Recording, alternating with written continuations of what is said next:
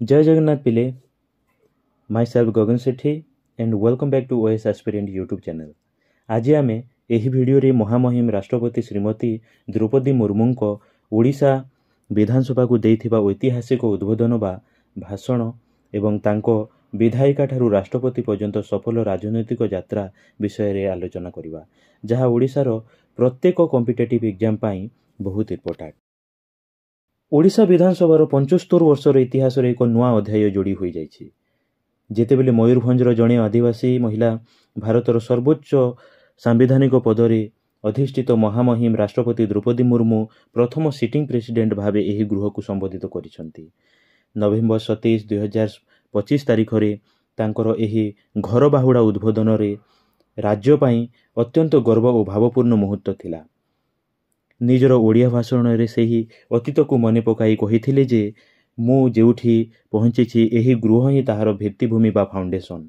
से एही सभारे तांको राजनैतिक जीवनर शिक्षा और मंत्री भावरे कार्य करिथिबार अनुभूति एवं विधायक मानक सहित काम करिवार स्मृति को मने पकाइथिले। तांकर एही यात्रा केवल राजनीतिक नुहे बरं गणतंत्रर शक्ति को प्रदर्शन करे।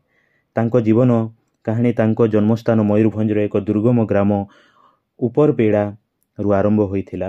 सांताली आदिवासी परिवार रे जन्मग्रहण करिथिबा द्रौपदी गरीबी और प्रतिकूल परिस्थिति को अतिक्रम करी ओडिशारे कॉलेज शिक्षा बा उच्च शिक्षा समाप्त करिथिले एवं प्रथमे ओडिशा सरकारक जलसेचन और शक्ति विभाग रे जूनियर असिस्टेंट भावे कार्यरत थिले एवं परे रायरंगपुर रे शिक्षकता करी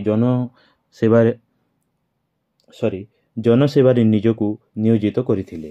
तांकर राजनैतिक यात्रा 1957 मसीह रे आरंभ होइथिला, जेतेबेले से रायरंगपुर नगर पंचायतर काउंसिलर भावरे निर्वाचित होइथिले एवं परे उप अध्यक्ष भावरे निर्वाचित होइथिले।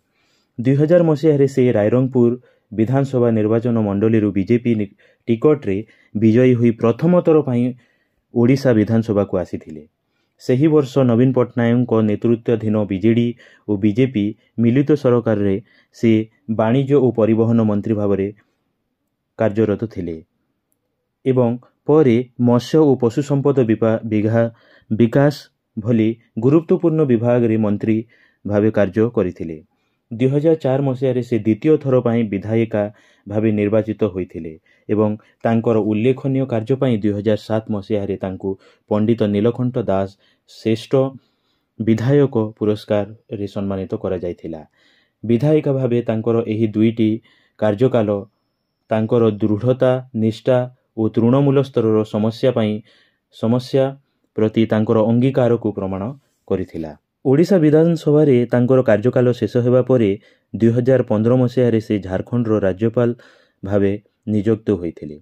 एही गुरुत्वपूर्ण सांविधानिक पद अलंकृत करिबा परे से प्रथम आदिवासी महिला भावे रेकर्ड सृष्टि करिथिले एवं 2021 मसीहा पर्यंत सेही राज्यर सर्वाधिक समय धरी राज्यपाल भावे कार्य करिथिले। तांकर एही अनुभूति तांको उभय विधानमंडल एवं सांविधानिक कार्यकलापर गभीर ज्ञान देइथिला।